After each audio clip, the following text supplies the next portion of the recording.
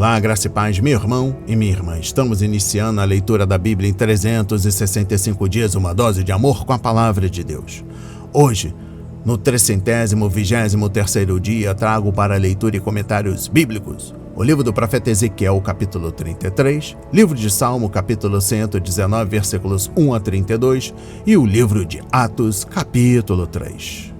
Neste momento, você precisa estar de posse de um bloco de anotação, caneta ou lápis. A Bíblia, tão importante quanto a sua leitura diariamente, nos aproxima de Deus, fortalecendo assim a nossa fé e a esperança. Enquanto você prepara o nosso kit de fé, trago uma mensagem rápida. Todos nós temos a necessidade de estarmos em comunhão com Deus diariamente. Comunhão esta, agora, a leitura da Bíblia. Orar, meditar, refletir. A Bíblia Sagrada está cheia de promessas. Precisamos acreditar na palavra de Deus. Alimente a sua fé. A sua palavra tem muito mais força do que as coisas contrárias. Estamos vivendo um tempo em que devemos abrir os olhos. Satanás não está aqui para roubar o seu carro, sua casa, sua roupa, seu apartamento, celular, relógio.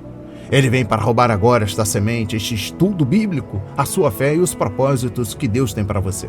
Precisamos usar todos os recursos que Deus tem nos dado, incentivar a leitura da Bíblia, estudar. A Bíblia Sagrada nos faz gerar a fé, nos faz ter o alimento, a cura e a restauração. A compreensão da palavra vem através da revelação pelo Espírito Santo. Senhor, revele a compreensão de sua palavra. Jesus Cristo, me dê compreensão de sua palavra hoje e sempre. Em nome de Jesus, amém e graças a Deus. Se desconecte de tudo e permita que a palavra do Senhor adentre em vossos corações. Vamos para a leitura no livro do profeta Ezequiel, capítulo 33.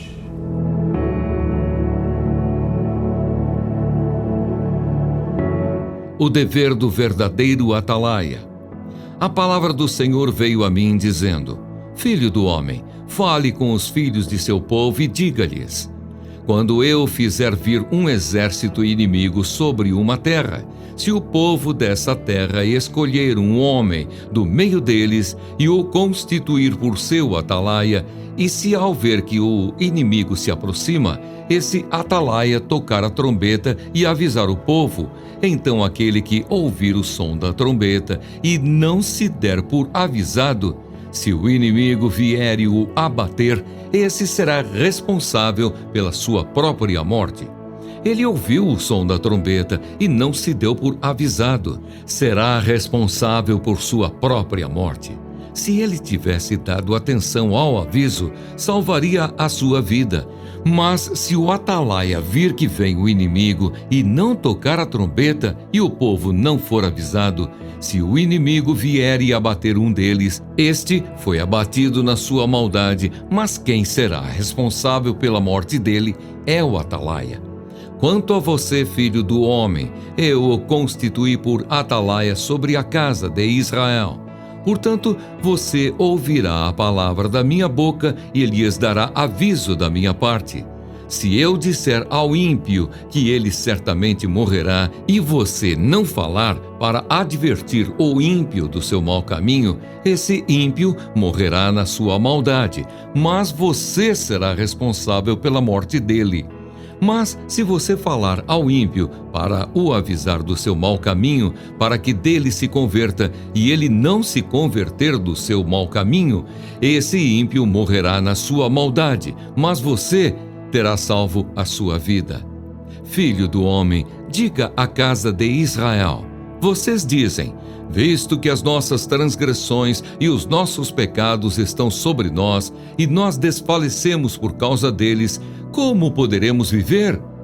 Diga-lhes: tão certo como eu vivo, diz o Senhor Deus, não tenho prazer na morte do ímpio, mas em que o ímpio se converta do seu caminho e viva. Convertam-se dos seus maus caminhos, porque vocês haveriam de morrer, ó casa de Israel. Filho do homem, diga aos filhos do seu povo: a justiça do justo não o livrará no dia da sua transgressão. Quanto à maldade do ímpio, não cairá por ela, no dia em que se converter da sua maldade, nem o justo pela sua justiça poderá viver no dia em que pecar.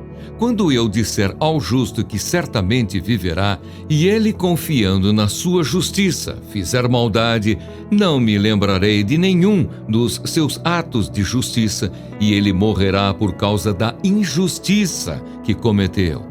E quando eu disser ao ímpio que certamente morrerá, e ele se converter do seu pecado, fizer o que é justo e reto, restituir o penhor, devolver o que roubou, andar nos estatutos da vida e não fizer maldade, certamente viverá, não morrerá. De todos os pecados que cometeu, nenhum deles será lembrado contra ele. Fez o que é justo e reto, certamente viverá. No entanto, os filhos do seu povo dizem: o caminho do Senhor não é reto. Mas é o caminho deles que não é reto. Se o justo se desviar da sua justiça e fizer maldade, morrerá nela. E se o ímpio se converter da sua maldade e fizer o que é justo e reto, por causa desses atos viverá. No entanto, vocês dizem: o caminho do Senhor não é reto. Mas eu os julgarei, cada um segundo os seus caminhos, ó casa de Israel. A queda de Jerusalém e as suas causas. No 12º ano do nosso exílio, aos 5 dias do 10º mês, veio a mim um sobrevivente de Jerusalém, dizendo: a cidade caiu. Ora, na tarde do dia anterior, antes da chegada desse sobrevivente, a mão do Senhor havia estado sobre mim e eu recuperei a fala. Assim, pela manhã, antes de chegar aquele homem, eu havia recuperado a fala e não fiquei mais em silêncio. Então a palavra do Senhor veio a mim dizendo: filho do homem, os moradores desses lugares desertos da terra de Israel estão dizendo: Abraão era um só, mas possuiu esta terra. Ora, como nós somos muitos, certamente esta terra nos foi dada como propriedade. Por isso diga-lhes: assim diz o Senhor Deus: vocês comem carne com sangue, levantam os olhos para os seus ídolos, cometem assassinatos e ainda pensam que hão de possuir a terra. Vocês confiam em suas espadas, cometem abominações, cada um de vocês contamina a mulher do seu próximo e ainda pensam que hão de possuir a terra. Diga-lhes que assim diz o Senhor Deus: tão certo como eu vivo, os que estiverem em lugares desertos cairão à espada, e o que estiver em campo aberto, eu o entregarei aos animais selvagens, para que o devorem, e os que estiverem em fortalezas e em cavernas morrerão de peste. Tornarei a terra em desolação e espanto, e o orgulho do seu poder chegará ao fim. Os montes de Israel ficarão tão desolados que ninguém passará por eles. Então saberão que eu sou o Senhor, quando eu tornar a terra em desolação e espanto, por todas as abominações que cometeram. Quanto a você, filho do homem, os filhos do seu povo falam de você junto às paredes e nas portas das casas, dizendo um ao outro, cada um ao seu irmão: venham, vamos ouvir a palavra que procede do Senhor. Eles vêm até você como o povo costuma vir. Assentam-se diante de você como meu povo e ouvem as suas palavras, mas não as põem em prática. Com a boca professam muito amor, mas o coração deles só ambiciona lucro. Para eles você não passa de alguém que canta canções de amor, tem uma bela voz e é um bom músico, porque ouvem as suas palavras, mas não as põem em prática. Mas quando isso vier, e certamente virá, então saberão que um profeta esteve no meio deles. Amém. Compreendendo o livro do profeta Ezequiel, capítulo 33, trago uma exposição bíblica do capítulo 33, versículo 1 ao capítulo 48, versículo 35. Ezequiel concentrou-se na esperança de Israel que encontramos nas promessas que Deus fez ao seu povo escolhido. No capítulo 33, Deus fez seu profeta se lembrar de que ele havia sido comissionado para ser uma sentinela com a missão de proteger e informar o povo, ao manter os olhos abertos para o que estava acontecendo e os ouvidos abertos para o que Deus estava dizendo. A característica mais importante com relação aos profetas não é o fato de terem uma visão retrospectiva ou prospectiva, mas possuírem discernimento.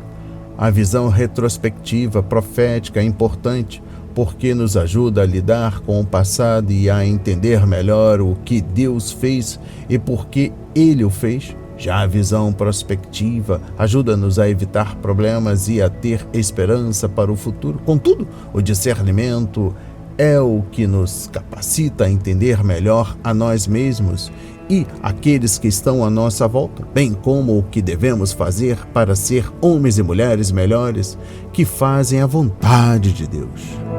Ainda compreendendo o capítulo 33, este capítulo remete a algumas das mensagens anteriores de Ezequiel e reúne verdades que foram importantes para a compreensão que Israel tinha de Deus, de sua situação e do que o Senhor queria que a nação fizesse.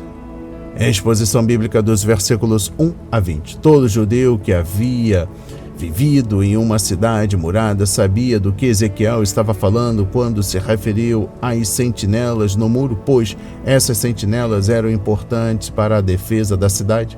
Sentinelas fiéis mantinham os olhos focados no horizonte e davam alerta quando viam o inimigo se aproximando. Esses vigilantes estivessem alerta e fossem fiéis, e o povo fosse obediente, vidas seriam salvas. Contudo, se as sentinelas fossem descuidadas ou o povo indiferente, a cidade seria capturada e todos pereceriam. Compreendendo o versículo 7, Deus chamou Ezequiel para ser sua sentinela, conforme capítulo 3, versículos 19 a 21, e cabia ao profeta ouvir a palavra de advertência de Deus e declará-la ao povo. Uma sentinela fiel tinha as mãos limpas, mas uma sentinela infiel as tinha manchadas do sangue das vítimas que morreram porque ela não quis adverti-las. Isaías comparou sentinelas infiéis a cegos, a cães que não podem latir e a pessoas que não conseguem ficar acordadas, conforme Isaías 56, versículo 10. Ezequiel, por sua vez, era uma sentinela fiel que entregou a mensagem de Deus para os judeus na Babilônia, bem como para os que haviam retornado a Judá. E essa mensagem era: arrependam-se, convertam-se de seus pecados. Compreendendo o versículo 20, os judeus estavam dizendo: Deus não está usando pesos convencionais em sua balança. Sua balança está ajustada, mas a acusação deles contra o Senhor era falsa, como Ezequiel já lhes havia dito, conforme versículos 21 a 29. Os caminhos deles é que eram falsos, não os de Deus. Não cabia a eles provar que o Senhor estava errado, mas sim admitir que eles estavam errados. E eu encerro a compreensão do livro do profeta Ezequiel, capítulo 33, trago a exposição bíblica dos versículos 30 a 33. Ezequiel sabia que as pessoas que vinham à sua casa para ouvi-lo não gostavam de seu ministério nem obedeciam ao que ouviam. Uma vez que se encontravam durante o dia, os exilados ficavam debaixo do sol quente e discutiam o ministério do profeta, conforme versículo 30. Eles até convidavam as pessoas para irem com eles ouvir o pregador, contudo, não levavam a sério a questão de ir para ouvir a palavra de Deus, conforme versículo 30. Isso porque não estavam preocupados com a verdade do Senhor ou com sua responsabilidade pessoal. Tudo o que queriam fazer era ter informações atualizadas para que pudesse ganhar dinheiro. Eles ouviam o pregador de Deus, mas se recusavam a obedecer ao que o Senhor, por seu profeta, lhes dizia para fazer. Os cristãos hoje têm fácil acesso à palavra de Deus, não só em reuniões públicas, mas também na literatura, através da internet e em programas de rádio e televisão, bem como ampla oferta de vídeo, CDs e materiais temáticos. Portanto, teremos de dar muitas respostas quando virmos o Senhor.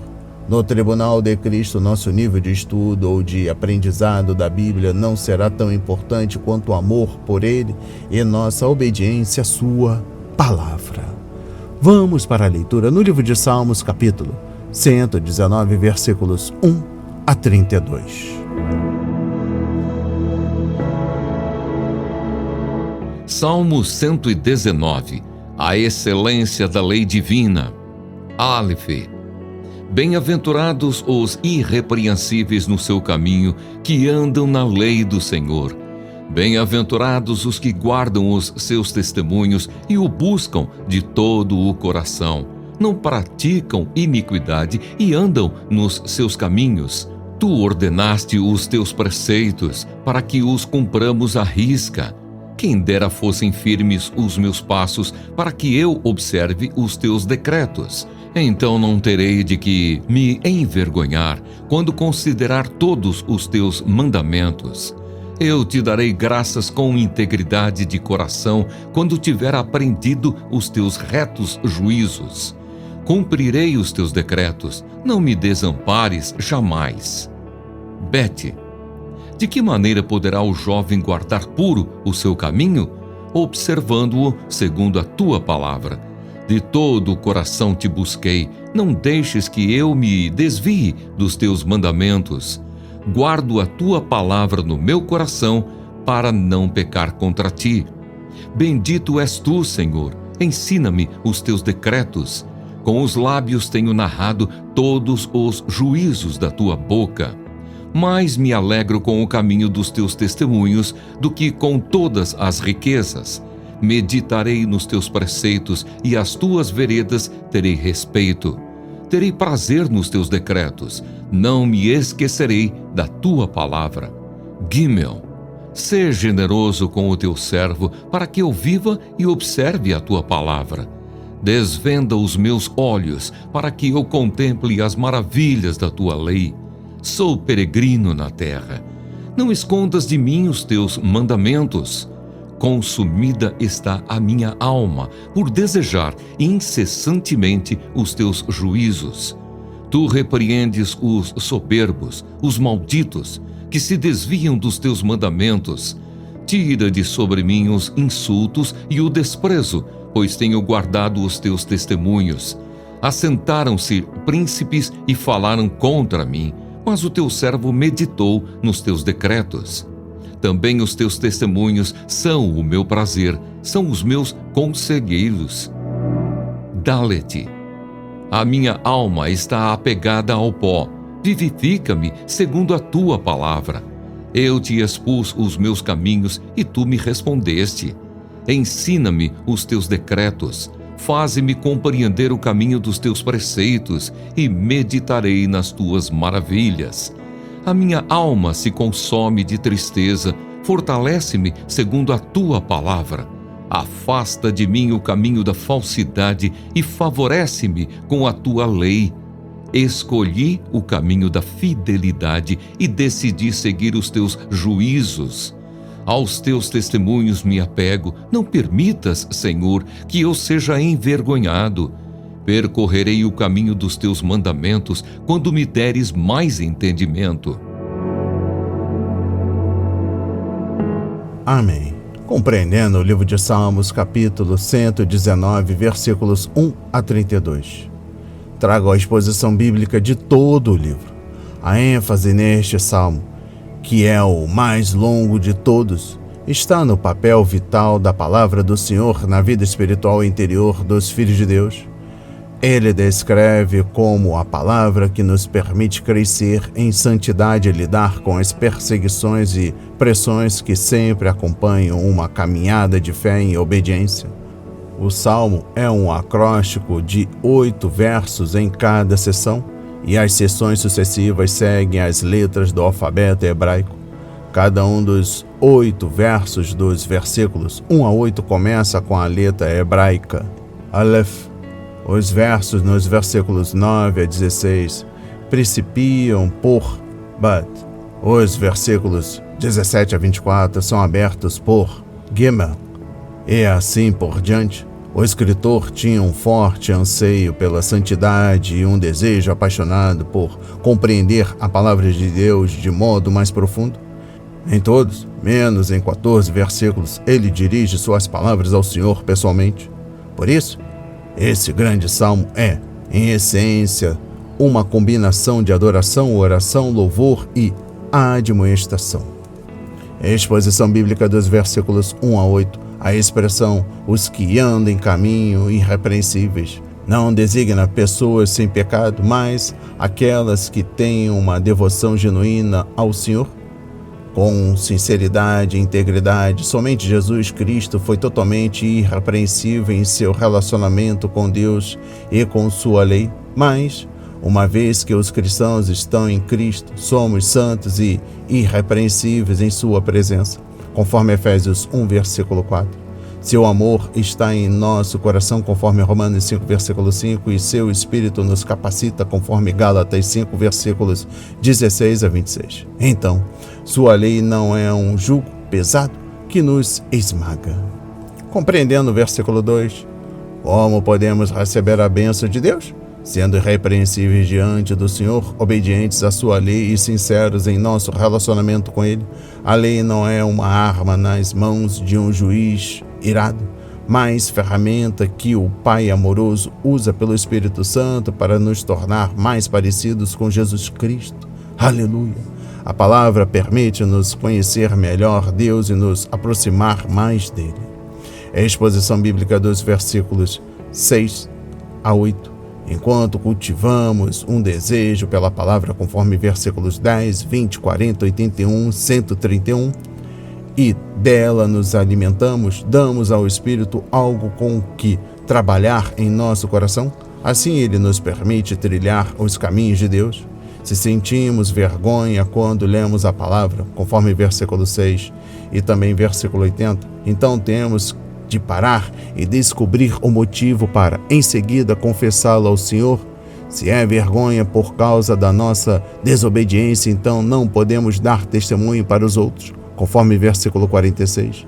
E teremos vergonha de nossa esperança, referência a versículo 116. Melhor sentir vergonha agora e confessá-lo a Deus do que ter vergonha quando encontrarmos o Senhor. Referência a 1 João capítulo 2, versículo 28. Exposição bíblica dos versículos 9 a 16. Precisamos de um coração que busque Deus, pois, se nosso coração estiver buscando o Senhor, nossos pés não se afastarão dele, conforme versículo 10 e também Provérbios 4, versículo 23.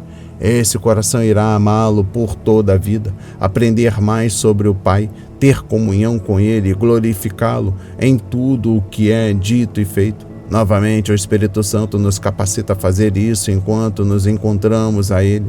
Mas também temos de investir tempo na palavra e guardá-la em nosso coração, conforme Salmos 119, versículo 11, Livro de Jó, capítulo 23, versículo 12, Provérbios 2, versículos 1 e capítulo 7, versículo 1. Não são nossas promessas ao Senhor, mas suas promessas para nós, que nos darão a vitória sobre o pecado. Precisamos também de um coração agradecido e de um espírito receptivo ao ensino que nos permitam aprender com o Senhor, conforme Salmos 119, versículo 12, 108 e 171. Compreendendo o versículo 13, a bênção vem não porque ouvimos a palavra, mas porque a cumprimos, conforme Tiago 1, versículos 22 a 25. Também devemos falar com os outros sobre a palavra e procurar enriquecê-los com tesouros espirituais. O coração é um tesouro do qual tiramos riquezas espirituais para incentivar e ajudar a nós mesmos e aos outros, conforme Mateus 12, versículo 35, capítulo 13, versículo 51 a 52. O trato das Escrituras como riquezas é um tema que se repete no Salmo 119, conforme versículos 14, 72, 127, 162, e também livro de Salmos, capítulo 19, versículo 10. Valorizar qualquer bem acima da palavra de Deus é idolatria e leva a problemas. Compreendendo o versículo 16, qualquer coisa que nos deleita atrairá nossa atenção e dedicaremos a ela nosso tempo e pensamentos. Isso se aplica à palavra de Deus. Neste salmo, deleitar-se na palavra, amá-la e meditar nela são ações que encontramos juntas, conforme versículos 15, 16, 23, 24, 47, 48, 77, 78, 97 e 99. As mesmas atitudes deveriam ser encontradas em nosso coração e em nossa vida. Devemos ter tempo para ser santos. Aleluia! Exposição bíblica dos versículos 17 a 24. Precisamos da palavra de Deus. Se, alguma vez, percebermos que podemos ignorar nosso tempo diário com Deus em Sua palavra, então é esse versículo que devemos ler. Precisamos das Sagradas Escrituras porque somos servos do Senhor, conforme versículo 17, 23 e 38. E é em Sua palavra que nosso Mestre nos dá orientação para a obra que Ele quer que façamos. Compreendendo o versículo 18, os olhos têm desejos, conforme versículos 82 e 123, e também 1 João capítulo 2, versículo 16. E devemos prestar atenção naquilo em que os colocamos, conforme Salmos 119, versículo 37. Os olhos que se regalam com as vaidades deste mundo nunca verão as maravilhas da palavra de Deus. Não só somos servos, mas também alunos, conforme versículo 18, e nosso manual básico é a palavra de Deus. No entanto, a menos que Deus abra nossos olhos, nunca veremos as maravilhas escolhidas em suas páginas. Conforme Efésios 1, versículos 17 e 18, a palavra de Deus é maravilhosa, conforme capítulo 119, versículo 129. As obras de Deus são maravilhosas, conforme capítulo 107, versículos 8, 15, 21, 24 e 31. E o amor de Deus está repleto de maravilhas, conforme capítulo 31, versículo 21. Temos o privilégio de meditar no milagre de Sua palavra, de Sua verdade e de Suas obras poderosas. Exposição bíblica dos versículos 21 a 24. Uma vez que servimos a um mestre diferente, obedecemos a um conjunto de leis diferentes e temos nossa cidadania em um país diferente, conforme Efésios 3, versículo 20, enfim, somos diferentes das pessoas perdidas a quem Jesus chamou de filhos deste mundo, conforme Lucas 16, versículo 8. Não devemos imitar nem nos conformar ao mundo, conforme Romanos 12, versículo 2, pois ele será contra nós e nos perseguirá por causa disso. Portanto, somos pessoas que sofrem vergonha por causa de Jesus. Até o salmista enfrentou desprezo e insultos por causa de sua obediência às leis de Deus. Não desista de Deus. Compreendendo o versículo 24, o escritor precisava de sabedoria para lidar com situações difíceis e ele encontrou preciosos conselhos na palavra de Deus. Em vez de ouvir as calúnias do inimigo, ele meditou na verdade do Senhor. Essa é uma boa maneira de manter sua mente pura e confiante, conforme Filipenses 4, versículos 4 a 7. A exposição bíblica dos versículos 25 a 32, a sessão anterior terminou com o salmista se deleitando na palavra de Deus, e esta começa com ele no pó. O inimigo nos ataca de modo mais severo quando estamos desfrutando das bênçãos de Deus, e devemos mesmo esperar isso. Quando as coisas estão indo bem e nós nos sentimos bem, corremos o risco de relaxar e deixar de lado a armadura de Deus, conforme Efésios 6, versículos 10 a 18. Quando se viu no pó, o salmista soube o que fazer. Ele orou. Exposição bíblica dos versículos 26 a 27. Muitas vezes perguntamos: como posso sair desta confusão? No entanto, nossa pergunta deveria ser: o que eu posso aprender com essa experiência? Em momentos de dificuldade, precisamos da sabedoria de Deus para não desperdiçarmos nosso sofrimento, conforme Tiago 1, versículos 2 a 8. O salmista sabia que ainda havia lições para aprender na escola da vida, e ele não queria perdê-las. Exposição bíblica dos versículos 28 a 30. Quando nos vemos pressionados pelo inimigo, nossa primeira reação naturalmente é orar para que Deus haja sobre ele, quando talvez nossa melhor resposta seria pedir que Deus nos transforme e nos capacite para vencê-lo. Aleluia! E eu encerro a compreensão do livro de Salmos, capítulo 119, dos versículos 1 a 32. Trago a exposição bíblica dos versículos 31 e 32. O escritor não queria trazer vergonha ao nome do Senhor, conforme versículos 31, 46, 78 e 80. Por isso ele entrega, pela fé, a situação nas mãos de Deus. Se imaginarmos esquemas inteligentes que possam nos defender e difamar os outros, então o Senhor não poderá nos proteger. Enquanto nos apegamos à sua palavra e confiamos em suas promessas, o Senhor pode trabalhar à sua maneira e em seu tempo. A fé liberta-nos da prisão provocada pelas intrigas do inimigo e nos deixa livres para que desfrutemos de um lugar mais amplo. Vamos para a leitura no livro de Atos, capítulo 3.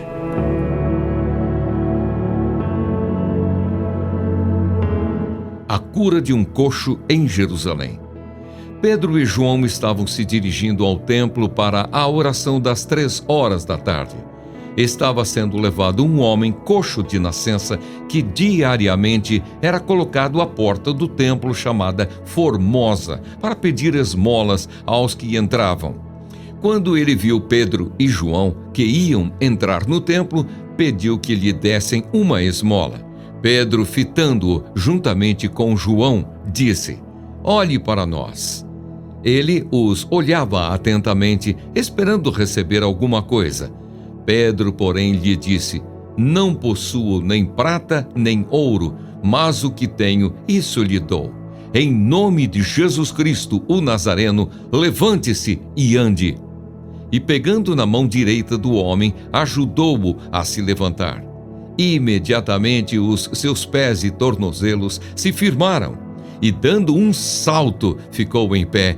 Começou a andar e entrou com eles no templo, pulando e louvando a Deus. Todo o povo viu o homem andando e louvando a Deus e reconheceram que ele era o mesmo que pedia esmolas, assentado à porta formosa do templo. E ficaram muito admirados e espantados com o que lhe tinha acontecido. A pregação de Pedro no templo. Enquanto aquele homem ainda se mantinha ao lado de Pedro e João, todo o povo, perplexo, correu para junto deles no pórtico chamado de Salomão. Quando Pedro viu isso, dirigiu-se ao povo dizendo: "Israelitas, por que vocês estão admirados com isto, ou por que estão com os olhos fixos em nós, como se pelo nosso próprio poder ou piedade tivéssemos feito este homem andar?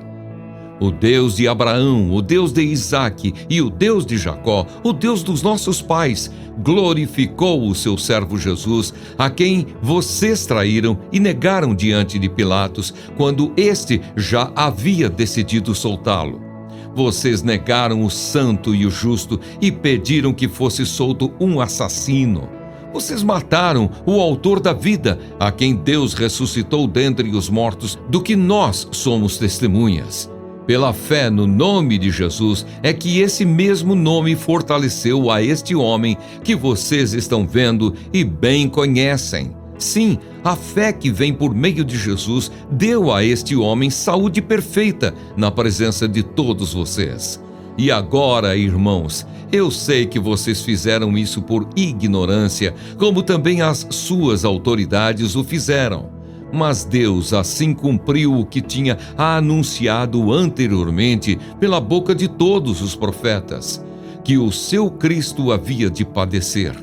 Portanto, arrependam-se e se convertam, para que sejam cancelados os seus pecados, a fim de que da presença do Senhor venham tempos de refrigério e que Ele envie o Cristo que já foi designado para vocês, a saber, Jesus, ao qual é necessário que o céu receba até os tempos da restauração de todas as coisas, de que Deus falou por boca dos seus santos profetas desde a antiguidade.